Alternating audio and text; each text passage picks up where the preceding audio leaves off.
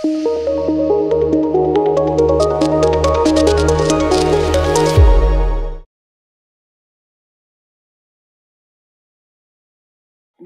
అండి. నేను doctor Deepti Damodara, consultant fertility specialist at 39 fertility centre Tirupati.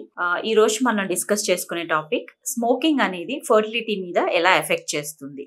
So smoking మగవారు కానీ ఆడవారు కానీ స్మోకింగ్ అనేది హ్యాబిట్ గా ఉన్నట్లయితే వారికి ఎస్పెషలీ ఆడవాళ్ళకి అండాశయంలో గుడ్ల మీద ప్రభావం పడుతుంది. మామూలుగా ఆడవారికి గుడ్లు అనేది తల్లి గర్భంలో ఉన్నప్పుడే ఒక పర్టికులర్ సంఖ్య అనేది ఉంటుంది. ఆ తర్వాత వయసు పెరిగే కొద్దీ సంఖ్య అనేది తగ్గుతూ పోతుంది. సో ఇలా ఉన్నప్పుడు వారికి కానీ స్మోకింగ్ హ్యాబిట్ అనేది అలవాటైతే ఇంకా ఫాస్ట్ గా ర్యాపిడ్ గా ఎగ్ నంబర్ అనేది తరిగిపోతుంది. సో ఎగ్ నంబర్ తగ్గినప్పుడు ఫర్టిలిటీ ఛాన్సెస్ కూడా తగ్గిపోతాయి.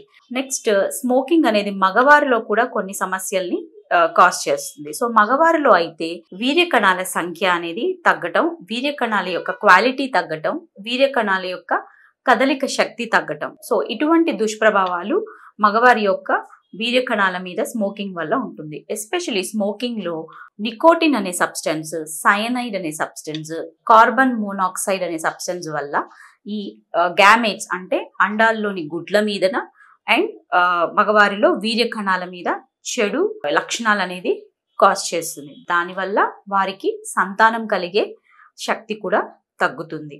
అంతేకాకుండా స్మోకింగ్ చేసే వారికి ప్రెగ్నెన్సీ వచ్చే టైం అనేది ఎక్కువ సమయం పడుతుంది. వారు కానీ ట్రీట్మెంట్ మొదలు పెట్టే ముందు స్మోకింగ్ అని క్విట్ చేసినట్లయితే ప్రెగ్నెన్సీ వచ్చే అవకాశం పెరుగుతుంది.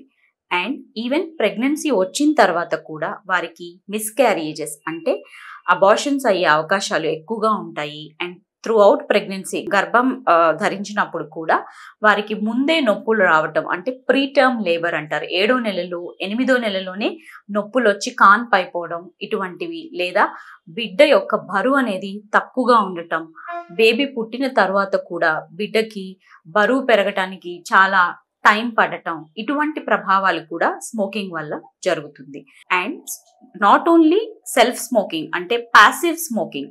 ఒకవేళ భర్త స్మోక్ చేస్తున్నట్లయితే వారి యొక్క భార్య మీద కూడా ఆ ప్రభావం ఉంటుంది. సో దీన్నే ప్యాసివ్ స్మోకింగ్ అంటారు.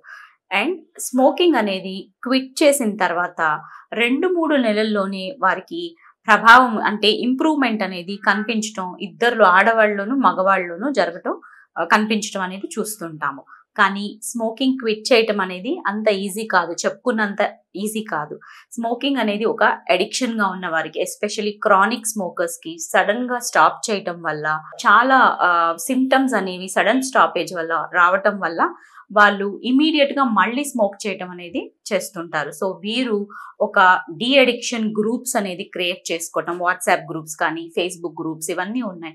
సో వారిలాగానే ఈ సమస్యతో బాధపడుతున్న వాళ్ళందరూ కలిసి దాన్ని అడిక్షన్ మీద ఫైట్ చేయటం అనేది టుగెదర్ గా చేయటం వల్ల యూజ్ ఉంటుంది. అంతేకాకుండా సైకలాజికల్ కౌన్సిలింగ్ తీసుకోవటం వల్ల నికోటిన్ రీప్లేస్మెంట్ ట్రీట్మెంట్ అనేది కూడా ఇప్పుడు దొరుకుతుంది. సో ఈ నికోటిన్ లాంటి ఆల్టర్నేటివ్ సబ్స్టెన్స్ అనేది తీసుకోవడం వలన మనకి స్మోకింగ్ క్విట్ చేయటం చాలా ఈజీ అవుతుంది వాళ్ళకి.